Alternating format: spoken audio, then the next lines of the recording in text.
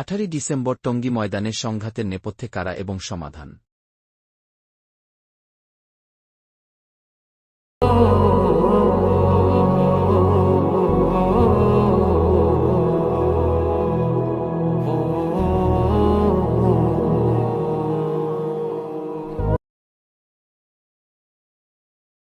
পাঁচ নভেম্বর সোহরাওয়ার্দী উদ্যানে হেফাজতে ইসলামপন্থী ও জুবায়েরপন্থী কওমি আলেমদের উস্কানিমূলক বক্তব্য।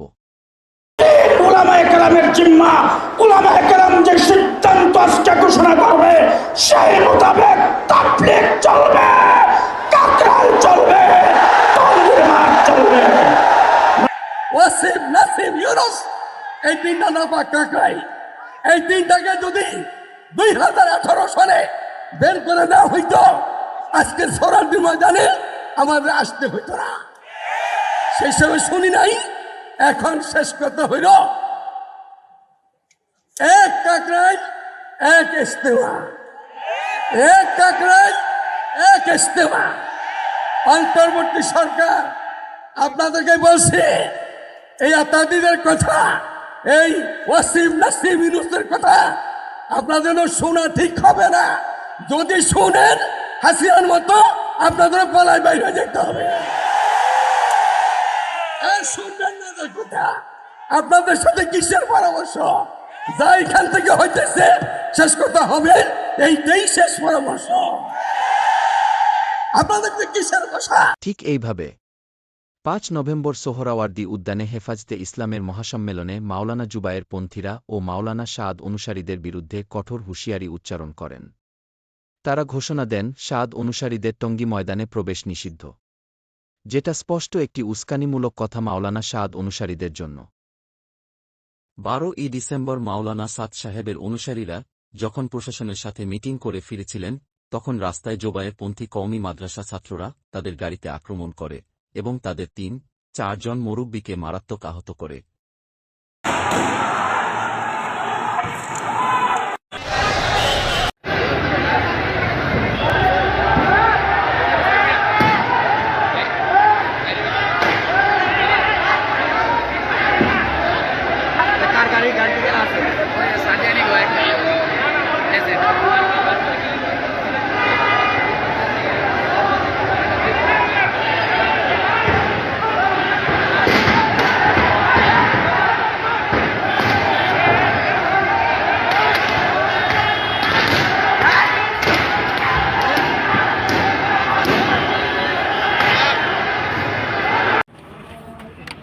প্রচন্ড ব্যথা করতেছে, লাঠি মারছে, গ্লাস সব ভাঙছে, মারছে আমাদেরকে।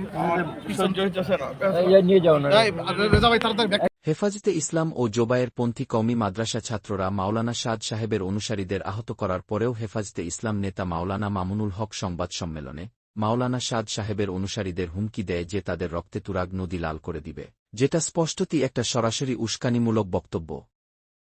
তাবলীগের সংঘাতের নেপথ্যে কারা দায়ী সেটা নিরপেক্ষ বিশ্লেষণ করলেন একজন সাংবাদিক এবং একজন ইউটিউবার ভাই। প্রয়োজনে তুরাগ নদী রক্তে লাল করে দেওয়ার ঘোষণা দিলেন মামুনুল হক। একদিকে যখন ইস্তেমা মাঠে প্রবেশ করা নিয়ে উত্তেজনা বিরাজ করছে তাবলীগের দুই পক্ষের মাঝে, ঠিক সেই মুহূর্তে তৃতীয় পক্ষ হয়ে বিতর্কিত মন্তব্য করে আগুনে ঘি ঢেলে দিলেন মামুনুল হক। তার এমন উস্কানিমূলক মন্তব্যের পর তাবলীগ জামাতের মাঝে চলমান দ্বন্দ্ব আরো ভয়াল রূপ ধারণ করেছে বলে দাবি করছেন অনেকে। একের পর এক মিথ্যাচারের আশ্রয় নিয়েও যখন ফলাফল শূন্য, ঠিক সেই মুহূর্তে সাতপন্থীদের গাড়িতে হামলা চালিয়েছে জুবায়েরপন্থীরা। হামলা চালানোর যে ভিডিও ইতিমধ্যে ভাইরাল নেট দুনিয়ায়। আর এই ঘটনা ধামাচাপা দিতে তারা আশ্রয় নেয় খেলাফতে মজলিসের মহাসচিব মামুনুল হকের। জুবায়েরপন্থীদের শেল্টার দিতে গত 15 ডিসেম্বর টঙ্গীতে আসেন মামুনুল হক। আর এখানে এসেই সমাধানের পরবর্তী উল্টো হেঁটেছেন বিশৃঙ্খলা সৃষ্টির পথে। একজন মুসলমান হয়ে হুঙ্কার দিয়ে তুরাগ নদী রক্তে লাল করে দেওয়ার ঘোষণা দেন মামুনুল হক। মামুনুল হকের এমন উস্কানিমূলক মন্তব্য তাবলীগ জামায়াতের চলমান দ্বন্দ্বকে আরো বেশি উস্কে দিয়েছে, যার ফলে আরো বেশি কঠোর অবস্থা নিয়েছে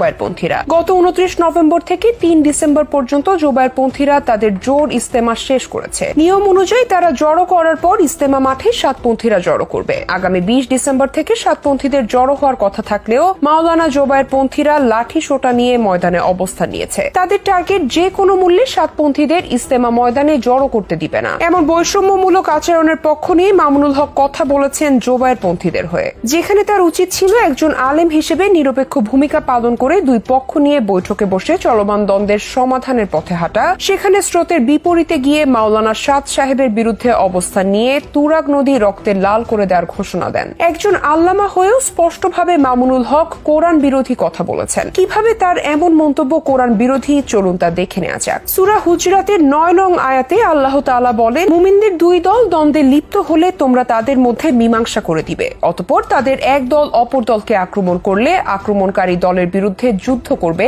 যতক্ষণ না তারা আল্লাহর নির্দেশের দিকে ফিরে আসে। যদি তারা ফিরে আসে তবে তাদের মধ্যে ন্যায়ের সাথে ফয়সালা করবে এবং সুবিচার করবে। নিশ্চয়ই আল্লাহ সুবিচারকারীদের ভালোবাসেন। যেখানে আল্লাহ নিজেই বলেছেন দ্বন্দ্ব নিরসনে মুমিনদের সাহায্য করতে, সেখানে মামুনুল হক কোন আয়াত কিংবা কোন হাদিসের ভিত্তিতে মুসলমানের মাঝে চলমান দ্বন্দ্বকে আরো উস্কে দিচ্ছে? অবশ্য এবারই প্রথম নয়, এর আগেও কোরআন বিরোধী কথা বলে তীব্র সমালোচনার মুখে পড়েছেন মামুনুল হক। যেখানে মুসলমান জাতির পিতা ইব্রাহিম আলাইহিসসালাম নিজেই আল্লাহর কাছে দোয়া করেছেন তার সন্তানরা যেন মূর্তি পূজা থেকে বিরত থাকে, সেখানে মামুনুল হক তার এজেন্ডা বাস্তবায়ন করতে প্রকাশ্যে ঘোষণা দিয়ে বলেন, হিন্দুরা যত খুশি মূর্তি নির্মাণ করুক, আমরা পাহারা দিব। তার এমন মন্তব্য স্পষ্টভাবে সূরা ইব্রাহিমের 35 নম্বর আয়াতের বিরোধী। দাড়ি টুপির আড়ালে মামুনুল হকের আসল চেহারা ইতিমধ্যে সামনে আসতে শুরু করেছে। তার মুখোশ যখন খুলতে শুরু করেছে তখন আরো একটু খোলা যাক। জুলাই বিপ্লব নিয়ে বর্তমানে মামুনুল হককে সরব হতে দেখা গেলেও অনুসন্ধানে নেমে জানা গেছে যে গত 24 জুলাই স্বৈরাচারী সরকারের অন্যতম খলনায়ক আসাদুজ্জামান খান কামালের সাথে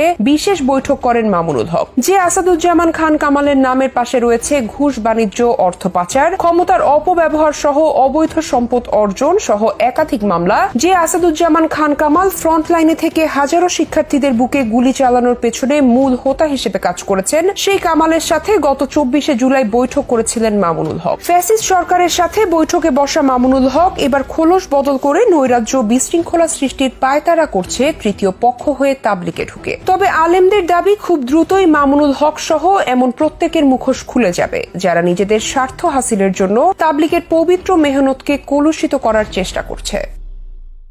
সাম্প্রতিক যে রক্তক্ষয়ী সংঘর্ষ, এটা উস্কানি দিয়েছে প্রথমে কওমি হুজুররা, যারা তাবলিগ জামাত করে না, যারা করে বিভিন্ন রাজনৈতিক দল, খেলাফত মজলিস, খেলাফত আন্দোলন, ইসলামী আন্দোলন, এরা সরোয়ার্দী উদ্যানে সমাবেশ করে, মহাসমাবেশ করে সাত গ্রুপকে প্রতিহতের ঘোষণা দিয়েছে। এমনকি মামুনুল হক সাহেব একথাও বলেছিল যে তুরাগ নদীর পারে প্রয়োজনে রক্তের গঙ্গা বইবে। এর মানে সংঘাত সংঘর্ষে উস্কানিদাতা কওমি হুজুরেরা। আমি বিষয়টা গভীরভাবে পর্যবেক্ষণ করছি, কোথাও পাইনি যে জোবায়ের গ্রুপের পক্ষ থেকে প্রথমে বলা হয়েছে, তারাও বলেছে পরে, প্রথমে বলা হয়েছে যে আমরা জোবায়ের গ্রুপকে বাংলাদেশে, মানে সাত গ্রুপের পক্ষ থেকে প্রথমে বলা হয়েছে, এরকম পাইনি যে আমরা জোবায়ের গ্রুপকে বাংলাদেশে থাকতে দেব না, তাদেরকে উৎখাত করব, তাদেরকে ইস্তেমা করতে দিব না, তাদেরকে রক্তের গঙ্গা বই দেব, এ কথা কিন্তু বলেনি। আপনারা কেউ প্রমাণ করতে পারবে না। বরং এর চাইতে কঠিন কথা, প্রয়োজনে শহীদ হব, রক্তের গঙ্গা, এই কথাগুলো যা তাবলিগ জামাত অরিজিনালি না, কিন্তু তাবলিগের মুরব্বী সাজে বিভিন্ন রাজনৈতিক দলের নেতা, কওমি আলেম ওলামারা, মামুনুল হক সাহেবরা, এরা এই উস্কানিটা দিয়েছে। অতএব দায়টা কিন্তু এদেরই উস্কানি। আজকে সংঘাত সংঘর্ষ তাদের উস্কানিতে হয়েছে। অতএব মামুনুল হক সাহেবরা যতই সমাধান বৈঠকে দৌড়ঝাঁপ করুন, তিনি তাবলিগের কি? তিনি তাবলিগ জামাতে কয় চিল্লা লাগিয়েছেন? চিল্লা লাগানো এগুলো নিয়ে আলাদা বিতর্ক আছে, এগুলো আমরা সমর্থন করি না, সেটা ভিন্ন জিনিস। কিন্তু যারা তাবলিগ না, তারা তাবলিগের উপর খবরদারি করবে কেন? অন্যান্য রাজনৈতিক, তাবলিগের একটা উসুলি হচ্ছে নন পলিটিক্যাল হতে হবে। তো যারা বড় বড় রাজনৈতিক নেতা, তারা এসেছে তাবলিগের মাতবাড়ি করতে, মাতব্বরি করতে, এগুলো কি? সমস্যার সমাধান, মানে সমস্যাটা রুট এই জায়গায়। যখন অন্য কেউ এসে আপনি আপনার সংগঠনের উপর খবরদারি করতে চান, তখন সংঘাত সংঘর্ষ অনিবার্য। শুধু খবরদারি না, একেবারে হুমকি ধামকিমূলক কথা। যারা তাবলিগে 3 দিনও লাগায়নি, তারা জোবায়ের গ্রুপের পক্ষে লাঠি নিয়ে মারামারি করতে আসে। ওরে ভাই, আপনি কি তাবলিগ করেন? আপনি তাবলিগের সমর্থক, দ্যাটস ডিফারেন্ট।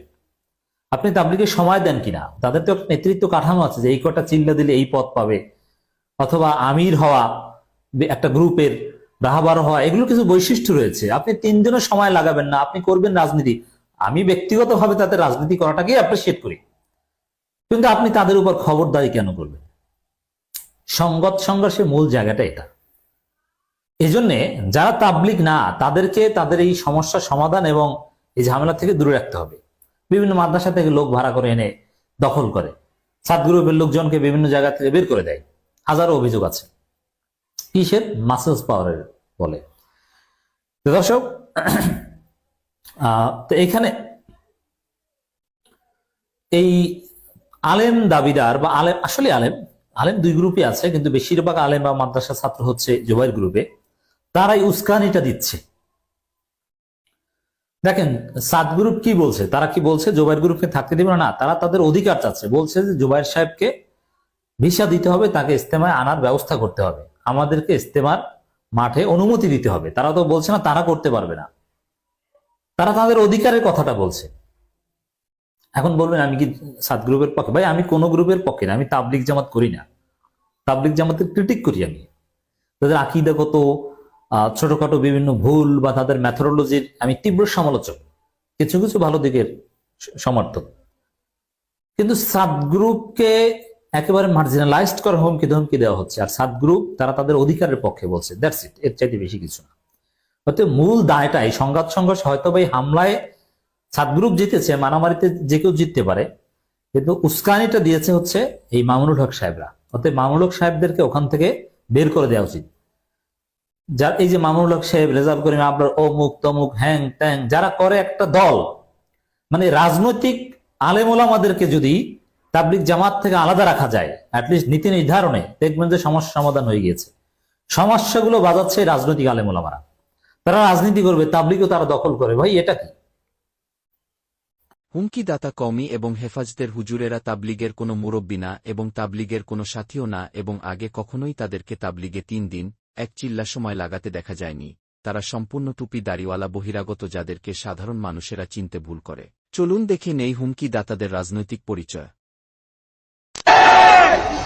আমি আজ আপনাদের সামনে হলফ করে বলতে পারি, আমার এই বাংলাদেশের আওয়ামী লীগ ইসলাম বিরোধী নয়।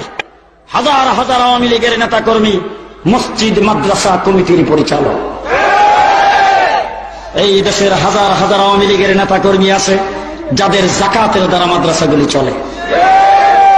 মুসলমানেরা, আওয়ামী লীগের নেতা বঙ্গবন্ধু শেখ মুজিবুর রহমান দেশ স্বাধীনের পরে ওআইসি সম্মেলনে যোগদান করে সর্বপ্রথম আমার এই দেশকে বিশ্বের মানচিত্রে দ্বিতীয় বৃহত্তম মুসলিম দেশ বলে ঘোষণা করেছেন। ও আমার আওয়ামী লীগের বাইরা, আওয়ামী লীগ যারা করে তারা ইসলাম বিরোধী না। কাকরাইল মসজিদের জায়গা বঙ্গবন্ধু শেখ মুজিবুর রহমান সাহেব বরাদ্দ দিয়েছেন, ইসলামিক ফাউন্ডেশন দিয়ে শেখ মুজিবুর রহমান সাহেব করেছেন। ও মুসলমানেরা, আওয়ামী লীগ ইসলাম বিরোধী নয়, ইসলামের দুশমন।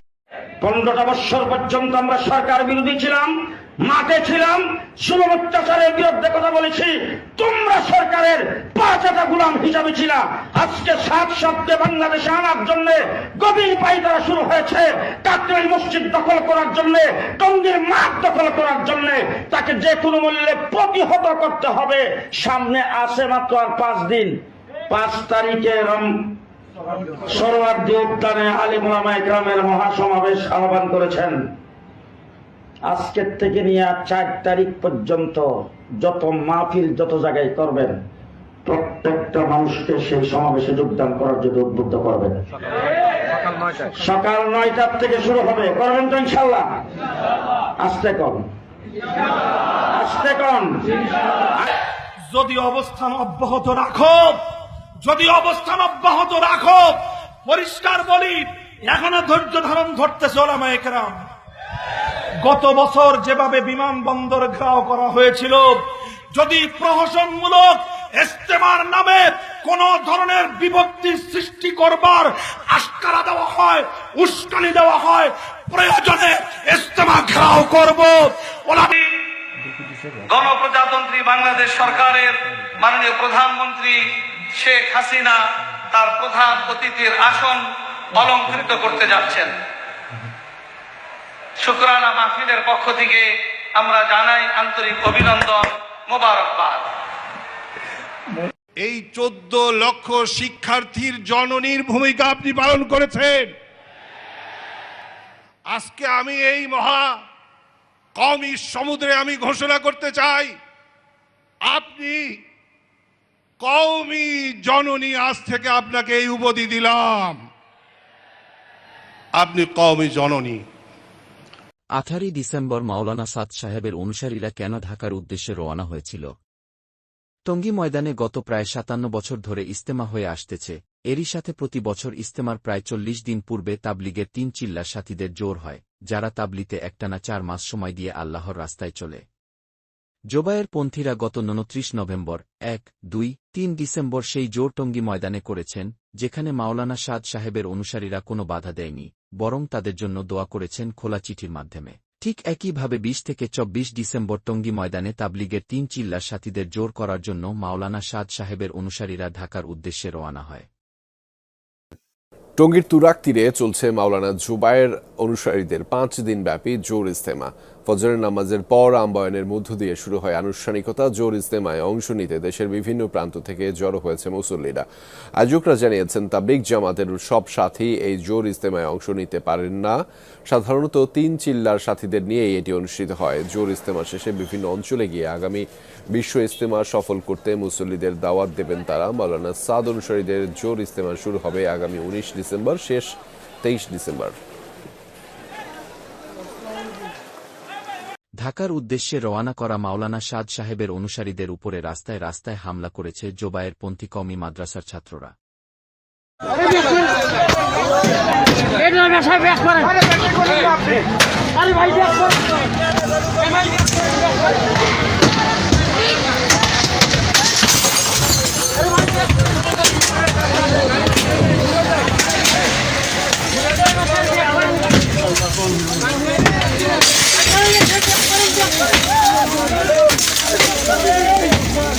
আল্লাহু আকবার, আল্লাহু আকবার। ভাই টানি যান, টানি যান, ভাই টানি যান না, ভাই টানি যান, টানি যান। আল্লাহু আকবার, ভাই টানি যান, টানি যান, টানি চলে যান, টানি চলে যান। ভাই আপনার টানি চলে যান, আপনি দাঁড়াইছেন কেন? আপনার দেখেন কিভাবে গাড়ির মধ্যে হামলা করতেছে, দেখেন ওয়াজাতে হেফাজতিরা কিভাবে গাড়ির মধ্যে হামলা করতেছে, দেখেন। Station road, station road, station road, দ্রুত ব্যবস্থা করেন।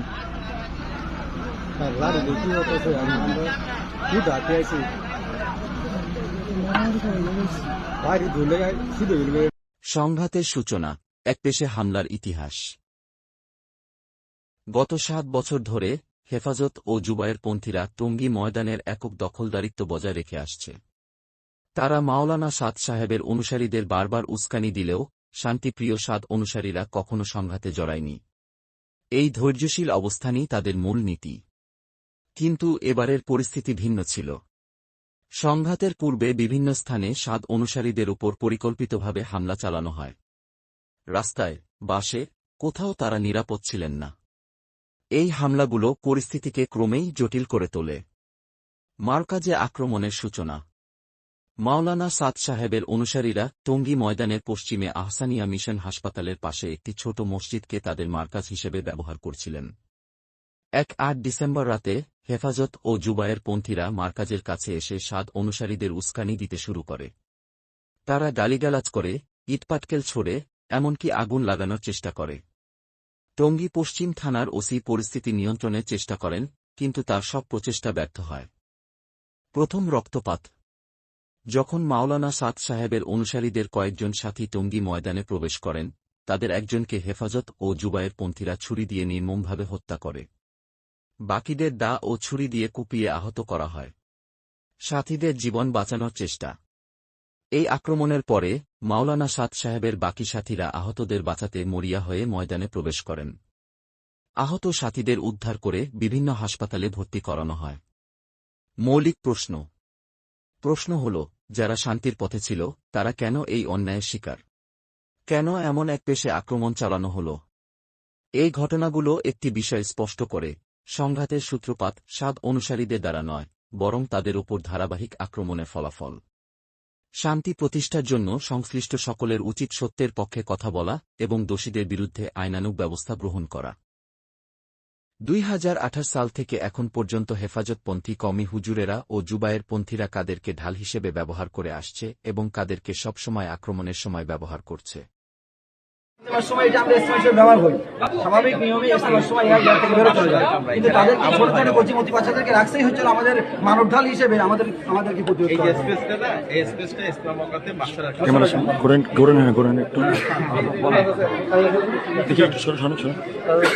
আমাদের না নাম ফয়সাল ভয় পেও না, বলো কোনো সমস্যা নেই, ভয় নাই। হ্যাঁ, তোমার আব্বু আনছে? তোমার আব্বু কোথায় আছেন এখন? ভোলাই তোমার রেখে দিয়ে চলে গেছে? তুমি কোথেকে আসছো? পিরোজপুর থেকে আসছো? কার সাথে আসছো? আব্বু কই? আচ্ছা, কোথায়? পিরোজপুর। তোমাদেরকে এখান থেকে নিয়ে গেলে যাবা কিভাবে? ওইখান থেকে কাকরাইল যাবা? আচ্ছা, মানে এই বাচ্চারা আমার কথা শোনা যায়? হ্যাঁ, আচ্ছা, তোমাদের ভয় পাওয়ার কিছু নাই। এখানে যারা মুরব্বী আছেন ওনারা খুব ভালো, ওনারা তোমাদের কারো কোনো অনিষ্ট হবে না বা ক্ষতি করতে দিবে না। তোমরা এখন এখান থেকে কোথায় যেতে চাও সেটা বলো। বাসায়?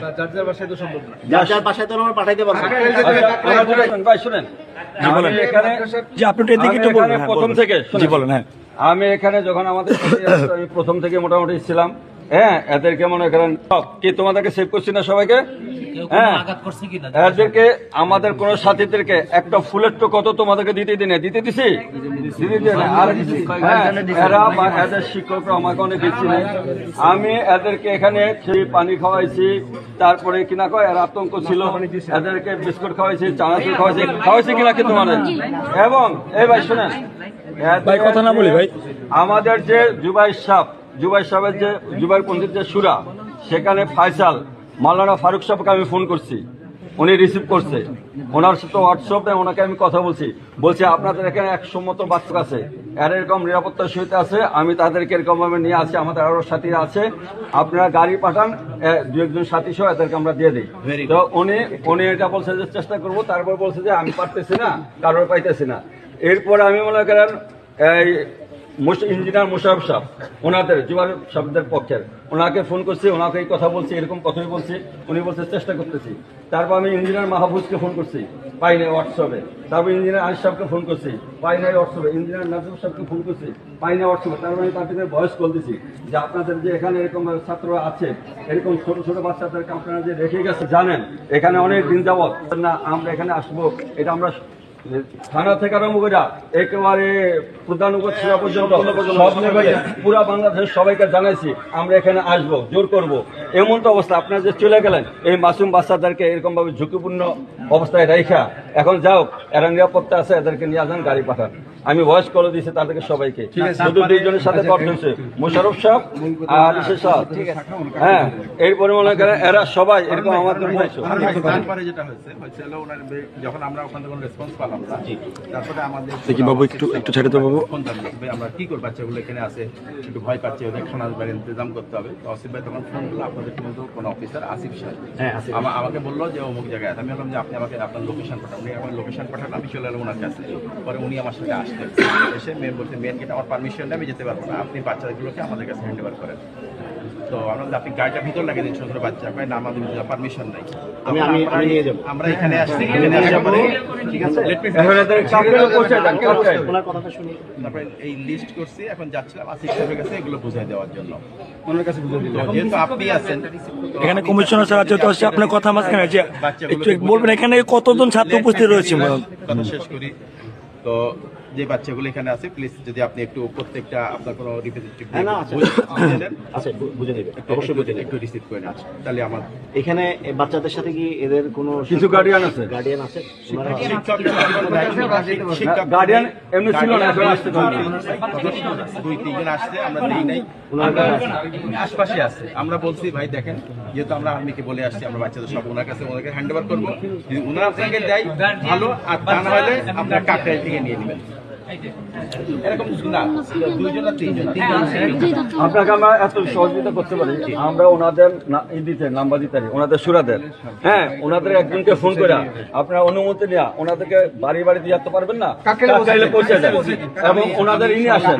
আমি একটা সেফ জায়গা খুঁজছি, তাদেরকে নিয়ে যাবো। আমি বলি এটা কাকরাইল, এই মাদ্রাসাটা কাকরাইলের শাখা, এই ছেলেরা কাকরাইলের মাস্টারের মোতাবেক পড়াশোনা করে, এদেরকে কাকরাইলে বসে দিলে সবচেয়ে নিরাপদ। আচ্ছা, এদের বড় উস্তাদরা কাকরাইলে আছে, গার্ডিয়ান হলো কাকরাইল, সেফ জায়গা। আপনার মন মতো যদি একটা সেফ জায়গা নিতে পারেন, স্যার অসুবিধা নেই, কাকরাইলে নিতে এত জরুরি না স্যার।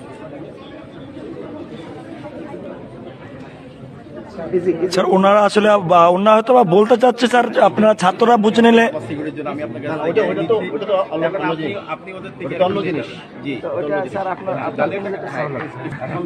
আপনাদের সবাইকে অনেক অনেক ধন্যবাদ। বাচ্চাগুলো হেফাজতপন্থী কওমি হুজুরেরা ও জুবায়ের পন্থীরা আগে থেকে মাঠের ভিতরে বিভিন্ন দেশীয় অস্ত্র এনে জমা করে মাওলানা সাদ সাহেবের অনুসারীদের উপরে হামলা করার জন্য, যেটা থেকে স্পষ্ট বোঝা যায় যে এই হত্যাকাণ্ড তাদের পূর্ব পরিকল্পিত ছিল। এই যে হযরতদের অস্ত্র শস্ত্র,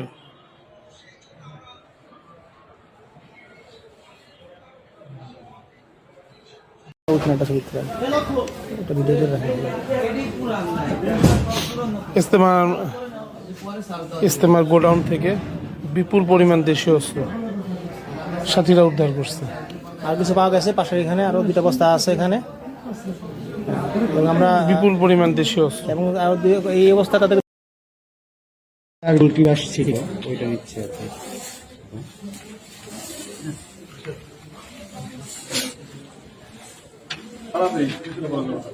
এটা কি কপি দিছেন? না না, ছবি তুলে রাখতে পারেন, এটা ছবি তুলে এটা হচ্ছে আপনার কাছ থেকে আমরা জাস্ট এখানে মানে আপনি যে নিচ্ছেন এটা এগুলা আপনি স্বাক্ষর করে দিলে ভালো হতো ভাই, সবই করবেন আপনারা। আমি এটা নিয়ম হচ্ছে একটু টপ করবে রহমতুল্লাহ। পুরো দেশবাসীর সামনে আমরা জানাইতে চাই, আজকে যে টঙ্গীর ময়দানে মাওলানা সাদ সাহেবের অনুসারীরা প্রবেশ করার পরে জুবায়ের সাহেবের অনুসারীদের কামরার পাশে আমরা সংরক্ষিত অবস্থায় মার্বেল, যেটা রবার দিয়ে তারা বুলেট বানাইছে এবং গুলি, এইটার ব্যবস্থা তারা রাখছে, এবং এই টল টেডা এই সমস্ত জিনিস তাদের এখানে পাওয়া গেছে। এইগুলা তারা এখানে কি তাদের মাঠের কোন প্রস্তুতি কাজে এই সমস্ত জিনিস তারা ব্যবহার করে, এটা একমাত্র তাদের অন্যায় উদ্দেশ্যের জন্য, অসৎ উদ্দেশ্যের জন্য, সন্ত্রাসী কর্মকাণ্ড পরিচালনা করার জন্য এই সমস্ত জিনিস তারা এখানে জমা করছে। এর দ্বারাই জাতির সামনে তাদের মুখোশ উন্মোচন হয়ে যায় যে তারা একমাত্র সন্ত্রাসী কর্মকাণ্ডের জন্য এখানে অবস্থান করছিল, তারা মাঠের কাজকর্মের জন্য এখানে অবস্থান করে নাই। আসসালামু আলাইকুম। এই যে দেখেন, এই যে জুবায়ের পন্থীদের রেখে যাওয়া টেডা বলে, যেটা বাংলা ভাষায় টেডা। তারপরে এই যে দেখেন গোলাইল, এর সাথে মার্বেল আছে। দেখেন কি জিনিসপত্র তারা রেখে গেছে এই জায়গায়, এগুলো উদ্ধার হয়েছে এখান থেকে। ভালো করে দেখেন, এতে সাথীদেরকে মারার জন্য, নিজামুদ্দিন পন্থীদেরকে মারার জন্য জুবায়ের পন্থীরা গুলতি রাখছে, তারপর টেডা রাখছে এরা।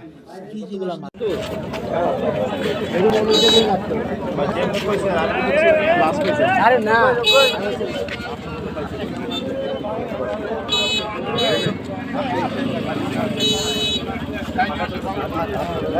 পাইপ ঠিক আছে, পাইপ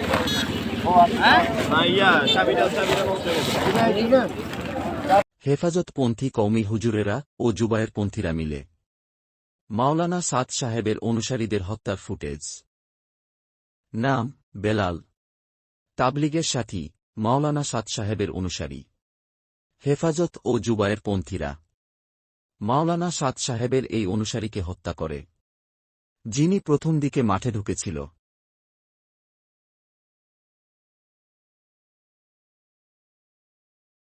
আমি যখন মাঠের মধ্যে ঢুকি, তখন ঢোকার পরে দেখি যে একজন লোক পড়ে আছে আর কি, একদম রক্তাক্ত অবস্থায়। তো আমরা সাথীরা সবাই মিলে ওনাকে ধরাধরি করে হাসপাতাল পর্যন্ত নিয়ে গেছি। তো রক্ত ঝরতেছিল, এবং হাসপাতাল পর্যন্ত নিয়ে যাওয়ার পরে ওই জায়গায় আমরা অনেকক্ষণ ছিলাম। থাকার পরে উনি আমাদের এতাতের সাথেই হবে, যেহেতু ছুরিকাঘাত করা হয়েছে আর কি। তো ওনাকে যখন হাসপাতাল নিয়ে গেলাম, তো নিয়ে যাওয়ার পরে ডাক্তার চেক আপ করলো, চেক আপ করার পরে বললো যে উনি তো মারা গেছে আর কি। তো আমরা ওনাকে রেখে একটু ওয়াশরুমে গেছি।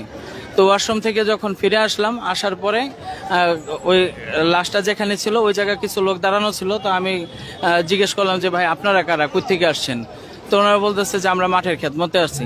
তো আমি বললাম যে উনি তো আমাদের লোক, ওনাকে তো আমি ধরে, হ্যাঁ আমরা যারা সাথীরা আছে, মূলধারার সাথীরা আছে, ওনাকে ধরে হাসপাতাল পর্যন্ত নিয়ে আসছি। হ্যাঁ ওনাকে আমরা করছি। তো ওই জায়গায় যারা ছিল ওনারা বলতেছে তুই কি বলিস, হ্যাঁ সে তো আমাদের লোক, হ্যাঁ তুই তাকে মারছস। হ্যাঁ এই কথা বলে ওরা যারা আছে সবাই আমার উপর হামলা চালাইলো, এবং হামলা চালায় আমার হাতের মধ্যে এরকমভাবে আঘাত করছে, হ্যাঁ লাথি দিছে, হ্যাঁ আমার হাত কেটে গেছে, পায়ের মধ্যে ব্যথা পাইছি, হ্যাঁ এই যে রক্তাক্ত অবস্থায়। হ্যাঁ তো এইভাবে আমি ওই জায়গা থেকে কোনো রকম পালায় আসতে পারছি আর কি, জানে বাইচে ওই জায়গা থেকে আসতে পারছি। আজকে তারিখটা বলে দেন ভাই। 18 সকাল।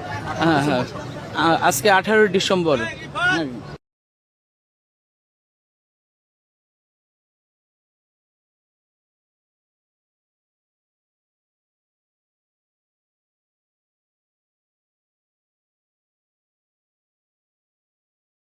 ভাই আমরা আসতেছিলাম নিরীহভাবে, আমাদেরকে মানে বাসে অ্যাটাক করছে, পালাক্রমে অ্যাটাক করতেছে, একদল যাচ্ছে আর একদল আসতেছে, একদল যাচ্ছে আর একদল আসতেছে, এভাবে মারতেছে, মেরে মেরে প্রথমে আমাদের মুরব্বীদের উপর অ্যাটাক করতেছে।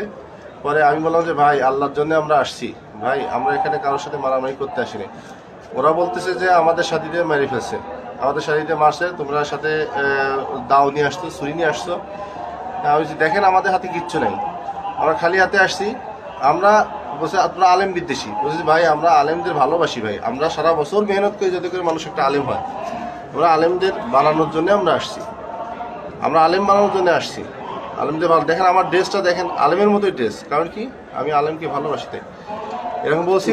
বলার পর একজন গেছে, এবার আর একজন আসছে, আর একজন এসে এবার মারা শুরু করছে, এখান থেকে বাঁচতে রয়েছে প্রচন্ড ব্যথা। তারপরে যখন কোনো রকম অ্যাটাক করতে পারেনি, পিছন থেকে বড় ঢিল নিয়ে তাক করে একদম মাথায় মারছে, মাথায় মারলে এখানে গর্ত হয়ে গেছে, মাথায় গর্ত হয়ে গেছে, একাধারে রক্ত বেরোচ্ছে, একাধারে রক্ত বেরোচ্ছে এখান থেকে। আর আসলে সবাইকে সেফটি করার জন্য আমি সামনে ছিলাম, যাতে করে আমার উপর দিয়ে কিছু হোক, আমার অন্য সাথীর, আমার মুরব্বীদের কিছু যেন না হয়।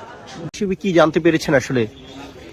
আব্বু তো তাবলিগের সাথে দীর্ঘদিন ধরে আছে, একেবারে আব্বু এসএসসির পরে থেকেই মূলত তাবলিগের সাথে মেহনত করে। আব্বু নিজামুদ্দিন মাদ্রাসাতেই নিজামুদ্দিনের অনুসারী হিসেবে মেহনত করে যাচ্ছিল দীর্ঘদিন, এখনো আছে আর কি। কালকে রাতে ঢাকায় আসে, রাজবাড়িতে সফরে ছিল, ওইখান থেকে আর কি আজকে 4টার দিকে যখন মাঠে যাওয়ার ফয়সালা হয় বা যারা যায়, টঙ্গী টিন শেড যেটা আর কি, টিন শেডের পাশে ওইখানে কিছু লোকজন যারা ছুরি চাপাতি এগুলি হাতে নিয়েছিল, যারা শুরুর দিকে ঢুকছে বা একটু এদিক সেদিক পাইছে, তার ভিতরে আব্বু একটু অসুস্থ মাজুর, তো ওইখান থেকে আর কি আব্বু ওইভাবে তো আর হাঁটতেও পারে না, বয়সও। এরপরে আর কি আব্বুকে সর্বপ্রথম আর কি বুকেই ছুরিটা আঘাত দেয়, দুই পাঁজরে আঘাত দেওয়ার পর আব্বু ওইখানেই নুয়ে পড়ে। তখনও আমি বা আমরা কেউ তো পাশে ছিলাম না, অন্য যারা সাথীরা ছিল তারা হসপিটালে নিয়ে আসে।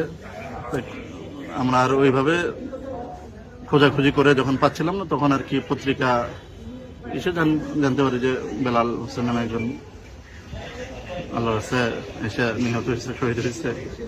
পরবর্তীতে আর কি ঢাকা মেডিকেলে নিয়ে আসা হয়েছে। আচ্ছা, নিজামি মানে বলতে সাতপন্থী যাদেরকে বুঝাই এটা নাকি? নিজামুদ্দিন মার্কাজের তো জিম্মাদার বা মানে মাওলানা সাদের অনুসারী আর কি, আমির সাহেব আমির মাইনা মেহনত করে, তো নিজামুদ্দিনের অনুসারী হিসেবে আব্বু দীর্ঘদিন ধরে ছিল।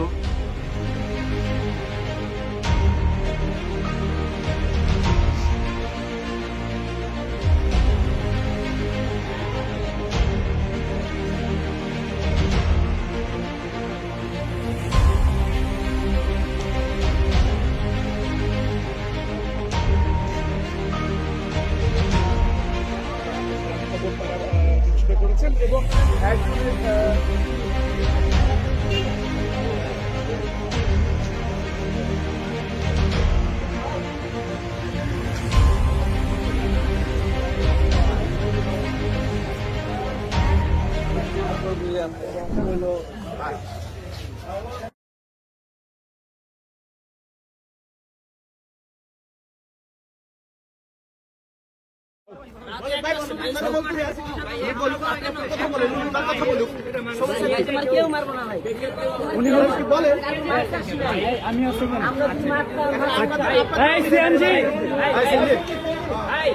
তাকে কোথায় নিয়ে যাচ্ছেন? তাকে কোথায় নিয়ে যাচ্ছেন? তাকে কোথায় নিয়ে যাচ্ছেন? আরে হাতাহাতি করেন, কোথায় নিয়ে যাচ্ছেন বলেন? কোথায় নিয়ে যাচ্ছেন? হসপিটালে আহত সুরিয়াগাতারা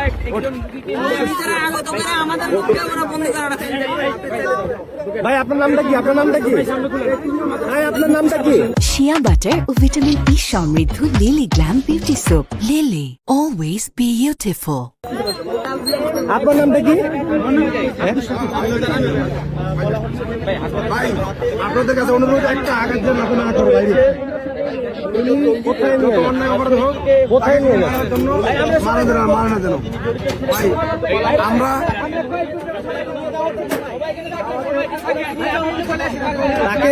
তাকে কই নিয়ে যাচ্ছেন?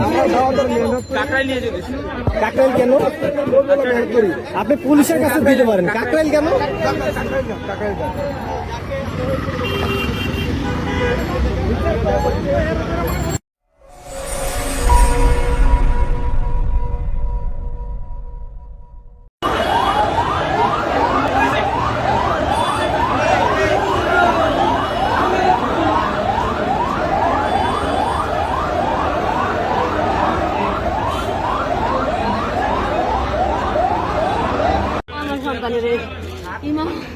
আমার রঞ্জনে বসতি ওটিতে ভর্তি জেল ভাই আইছে এরা কত রে গেল বাবা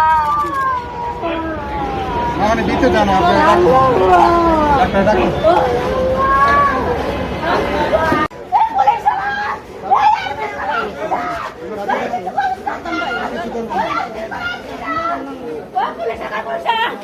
ওই হুজুর কুলামের বাচ্চারা, ওই হুজুর ইংলিশের বাচ্চারা, ওই হুজুর ইংলিশের যেটা করে এটা করে আপনি কেন এই কাজটা করতেছেন না? কেন করতেছেন না? আবার আমার সন্তান লয়ে আইছে, বাবু লয়ে আইছে, মেডিকেল লয়ে আইছে। সিল্কোর সিল্ক অ্যান্ড শাইন, যাতে আছে আর্গান অয়েল ও ওট প্রোটিনের গুডনেস, যা আপনার চুলকে রাখে হেলদি অ্যান্ড শাইনিং।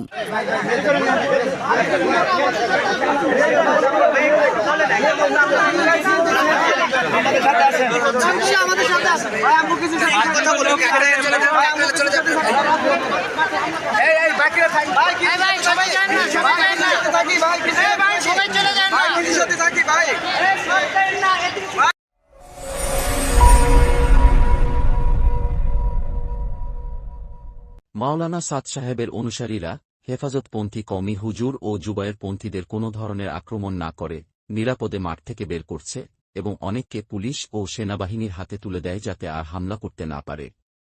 কেউ কোনো বদাকলাকি না করে আল্লাহর রাস্তে ভাই, আল্লাহর রাস্তে আমাদের যে ভাইয়েরা গেট ছেড়ে দিয়ে গেট সবাই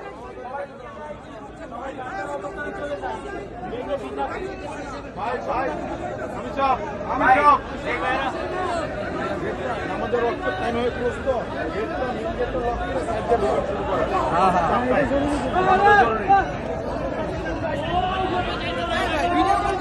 ভাইয়েরা চলে যাচ্ছে মাঠ থেকে, তাদেরকে একরামের সাথে বের করে দিই মেহরবানি করে ভাই, ভাই মেহরবানি করে আমাদের যে ভাইয়েরা মাঠ থেকে চলে যাচ্ছে তাদেরকে একরামের সাথে বের করে দিই। কোনো ধরনের ভাই কোনো কটূক্তি না করি, কোনো ধরনের কোনো কিছু না করি, মেহরবানি করে ভাই ভাই আমাদের যে ভাই আব্দুর রাজ্জাক, পিতা রজব আলী, লুৎফুর রহমান,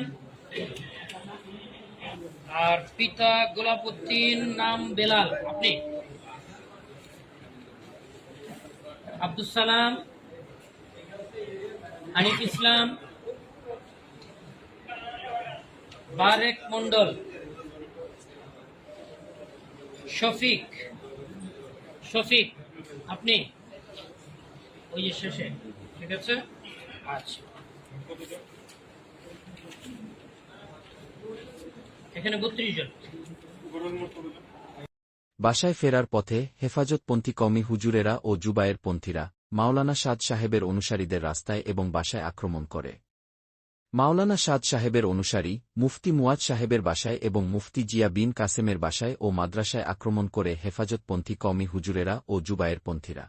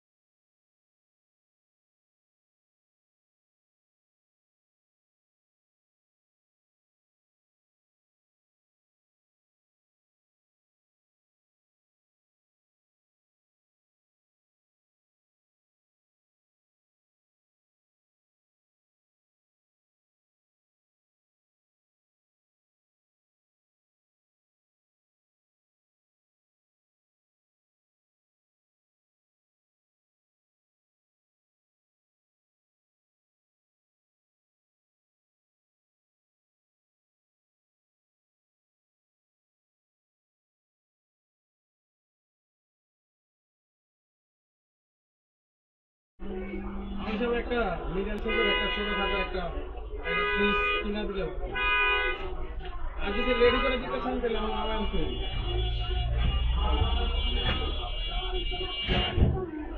এই কাসাম সিয়াম এই সিয়াম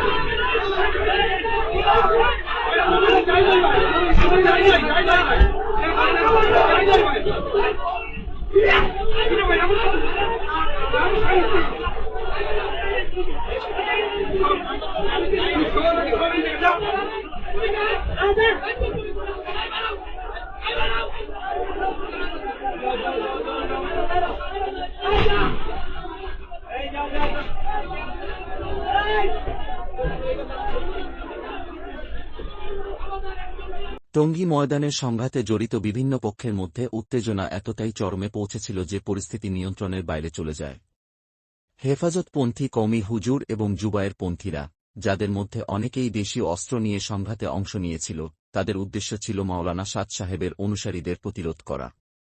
তবে একটি গুরুত্বপূর্ণ বিষয় এখানে লক্ষণীয়, সব পক্ষের পোশাক এবং বাহ্যিক পরিচিতি অনেকটাই একরকম হওয়ায় সংঘাতের সময় বিভ্রান্তি তৈরি হয়। এমন সম্ভাবনা রয়েছে যে হেফাজতপন্থী কওমি হুজুর এবং জুবায়ের পন্থীরা নিজেদের লোকদেরও মাওলানা সাদ সাহেবের অনুসারী ভেবে আক্রমণ করে বসে।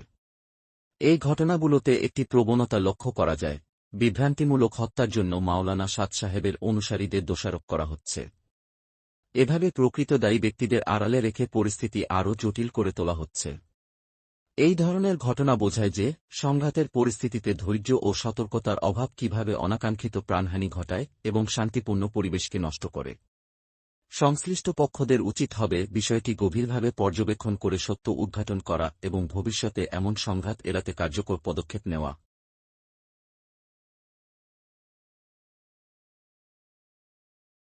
মহান আল্লাহ সূরা হুজরাতে বলেন, আর যদি মুমিনদের দুদল লড়াইয়ে জড়িয়ে পড়ে তাহলে তোমরা তাদের মধ্যে মীমাংসা করে দাও। অতঃপর যদি তাদের একদল অপর দলের উপর বাড়াবাড়ি করে, তাহলে যে দলটি বাড়াবাড়ি করবে তাদের বিরুদ্ধে তোমরা যুদ্ধ কর, যতক্ষণ না সে দলটি আল্লাহর নির্দেশের দিকে ফিরে আসে। তারপর যদি দলটি ফিরে আসে তাহলে তাদের মধ্যে ইনসাফের সাথে মীমাংসা কর এবং ন্যায় বিচার কর। নিশ্চয় আল্লাহ ন্যায় বিচারকারীদের ভালোবাসেন। আয়াত 9। সমাধান 1। শান্তি প্রতিষ্ঠার আহ্বান। বাংলাদেশের সকল শান্তিপ্রিয় মানুষের কাছে এটি সুস্পষ্ট যে হেফাজতপন্থী কওমি হুজুর এবং জুবায়ের পন্থীদের বর্তমান আচরণ অতিরিক্ত বাড়াবাড়ি এবং ইসলামী নীতিমালার পরিপন্থী। এ ধরনের কার্যকলাপ রাষ্ট্রের শান্তি ও শৃঙ্খলার জন্য মারাত্মক হুমকি সৃষ্টি করছে। তাই আমরা সরকার ও প্রশাসনের প্রতি জোর দাবি জানাই যে 1. কাকরাইল মসজিদ এবং টঙ্গী ময়দান 6 মাসের জন্য পর্যায়ক্রমে উভয় পক্ষের মধ্যে ভাগ করে দেওয়া হোক। 2. এ ব্যবস্থা নিশ্চিত করতে প্রশাসন কার্যকর ভূমিকা পালন করুক, যাতে উভয় পক্ষ শান্তিপূর্ণভাবে তাদের ধর্মীয় কার্যক্রম সম্পাদন করতে পারে। 3. দেশের কোথাও যেন কেউ কাউকে বাধা না দেয় এবং কেউ কারও বিরুদ্ধে প্রকাশ্যে কিছু বলে উস্কানি সৃষ্টি না করে। আমাদের বিশ্বাস এই সমাধান শান্তি প্রতিষ্ঠায় কার্যকর ভূমিকা রাখবে এবং সংঘাতমুক্ত একটি সমাজ গঠনে সাহায্য করবে। সমাধান 2. তৃতীয় পক্ষকে পৃথকীকরণের আহ্বান। বর্তমান সংঘাতের অন্যতম প্রধান কারণ হল একটি তৃতীয় পক্ষের উস্কানিমূলক ভূমিকা। এই তৃতীয় পক্ষের মধ্যে রয়েছে হেফাজতে ইসলাম, হেফাজতপন্থী কওমি হুজুর, হেফাজতপন্থী কওমি মাদ্রাসার ছাত্র, খেলাফতে মজলিস, খেলাফতে ইসলাম সহ আরও অনেকে, যারা তাবলীগ জামাতের কোনো মুরব্বী বা সাথী নন। এই তৃতীয় পক্ষের প্রভাব এবং উস্কানির কারণেই বারবার মাওলানা সাদ সাহেবের অনুসারীদের উপর হামলা ও বাধা সৃষ্টি হয়। তাই আমরা জোরালোভাবে দাবি জানাই যে 1. তাবলীগ জামাতের অভ্যন্তরীণ বিষয় থেকে এই তৃতীয় পক্ষকে সম্পূর্ণভাবে আলাদা করা হোক। 2. জুবায়ের পন্থীদের প্রতি আহ্বান জানানো হচ্ছে তারা যেন এই তৃতীয় পক্ষের প্ররোচনা থেকে নিজেদের বিরত রাখে। 3. প্রশাসন কঠোর ব্যবস্থা গ্রহণ করে যেন এই তৃতীয় পক্ষ আর কোনোভাবেই সংঘাত উস্কে দিতে না পারে। শান্তি ও সহাবস্থানের জন্য এই পদক্ষেপ অত্যন্ত জরুরি। তৃতীয় পক্ষের প্রভাবমুক্ত একটি তাবলীগ জামাতই পারে শান্তিপূর্ণ পরিবেশ বজায় রাখতে এবং ইসলামের প্রকৃত মর্মবাণী প্রচার করতে। সত্যের পক্ষে দাঁড়ান, জুলুম ও বৈষম্যের বিরুদ্ধে আওয়াজ তুলুন। প্রিয় বাংলাদেশি ভাই ও বোনেরা, টঙ্গী ময়দানের সাম্প্রতিক সংঘর্ষে আমরা একটি গভীর অন্যায়ের সাক্ষী হয়েছি। যারা ইসলামের শান্তির বার্তা বহন করে সেই তাবলীগ জামাতের মাওলানা সাদ সাহেবের অনুসারীদের উপর যে জুলুম হয়েছে তা কোনোভাবেই ন্যায্য নয়। কাদের ব্যবহার করা হচ্ছে এই সংঘাতে? হেফাজতপন্থী কওমি হুজুর এবং জুবায়ের পন্থীরা তাদের স্বার্থে নিচের দুটি গুরুত্বপূর্ণ গোষ্ঠীকে ব্যবহার করছে। 1. কওমি মাদ্রাসার ছাত্র ও উস্তাদদের। 2. বাংলাদেশের প্রায় প্রতিটি মসজিদের ইমামদের। যদি কোনো মাদ্রাসার ছাত্র, উস্তাদ বা মসজিদের ইমাম তাদের এই অন্যায়ের বিরুদ্ধে কথা বলেন, তাদের উপর সিন্ডিকেটের মাধ্যমে চাপ সৃষ্টি করা হয়। মাওলানা সাদ সাহেবের অনুসারীদের সত্যিকারের অবস্থান। মাওলানা সাদ সাহেবের অনুসারীরা কোনো ধরনের উস্কানি দেয়নি, কোনো আক্রমণ করেনি। বরং যারা আক্রমণ করেছে তাদের অনেককেই নিরাপদে বের হতে সাহায্য করেছে এবং অনেককে রক্ষা করেছে। অন্যায়ের শিকার কারা? তারপরেও মাওলানা সাদ সাহেবের অনুসারীদের নামে মামলা হয়েছে এবং তাদের উপর নানা ধরনের জুলুম হয়েছে। 1. বিভিন্নভাবে তাদের উস্কানি দেওয়া হয়েছে। 2. তাদেরকে হুমকি দেওয়া হয়েছে। 3. তাদের কয়েকজনকে হত্যা করা হয়েছে, আহত করা হয়েছে এবং এখনও অনেকে নিখোঁজ আছেন। 4. তাদের নামে মিথ্যা মামলা দায়ের করা হয়েছে। 5. পুলিশ তাদেরকে আটক করেছে। অন্যায়কারীদের বিরুদ্ধে ব্যবস্থা নেওয়া হচ্ছে না কেন? যারা এই সংঘর্ষ ঘটিয়েছে সেই হেফাজতপন্থী কওমি হুজুর এবং জুবায়েরপন্থীদের বিরুদ্ধে কোনো ব্যবস্থা নেওয়া হয়নি। এর কারণ অনেক কওমি মাদ্রাসার লোকজন প্রশাসনিক উপদেষ্টা হিসেবে রয়েছেন, যা তাদের প্রভাব খাটানোর সুযোগ করে দিয়েছে। প্রোপাগান্ডা ছড়ানো হচ্ছে। এই অন্যায় আড়াল করতে ফেসবুক ও ইউটিউব সহ বিভিন্ন মাধ্যমে প্রোপাগান্ডা ছড়ানো হচ্ছে যে মাওলানা সাদ সাহেবের অনুসারীরা এই সংঘর্ষ ঘটিয়েছে। কিন্তু সত্য হল, মাওলানা সাদ সাহেবের অনুসারীরা বারবার শান্তির আহ্বান জানিয়েছেন। তাদের সহ্যশক্তি ও ধৈর্যের পরীক্ষাও তারা দিয়েছেন। আমাদের আবেদন, যারা অন্যায় এবং জুলুমের বিরুদ্ধে কথা বলেন, আপনাদের প্রতি আমাদের আবেদন, এই বৈষম্যের বিরুদ্ধে আওয়াজ তুলুন। যারা বৈষম্যবিরোধী ছাত্র আন্দোলনে রয়েছেন, তারা এই অন্যায়ের বিরুদ্ধে সক্রিয় হন। এই বার্তাটি শেয়ার করুন এবং বাংলাদেশের প্রতিটি সচেতন মানুষের কাছে পৌঁছে দিন। ইসলাম আমাদের শিখিয়েছে অন্যায়ের বিরুদ্ধে দৃঢ়ভাবে দাঁড়াতে। আমরা প্রত্যেকেই যদি সত্য ও ন্যায়ের পক্ষে এগিয়ে আসি, তবে এই জুলুম বন্ধ হবে। আসুন আমরা ঐক্যবদ্ধ হয়ে শান্তির পথে ফিরে যাই। জয় হোক সত্যের, পরাজয় হোক অন্যায়ের। এই বার্তাটি সমাজের প্রতিটি সচেতন মানুষের কাছে পৌঁছানোর দায়িত্ব আমাদের সকলের।